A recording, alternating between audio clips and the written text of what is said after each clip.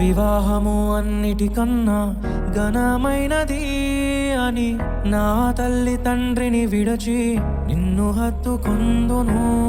క్రీస్తు యేసు సంగమునకు శిరసైయుండులాగున నేను నా భార్యకు శిరస్సుగా ఉండెదను.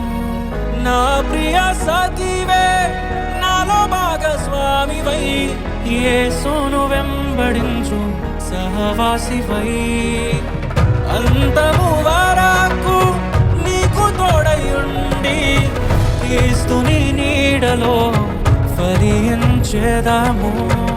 పరలోక సాక్షిగా నీ సన్నిధిలో నేను పరమాత్ముని కార్యముగా ఈ యాత్రను కొనసాగింతును. పరలోక సాక్షిగా నీ సన్నిధిలో నేను పరమాత్ముని కార్యముగా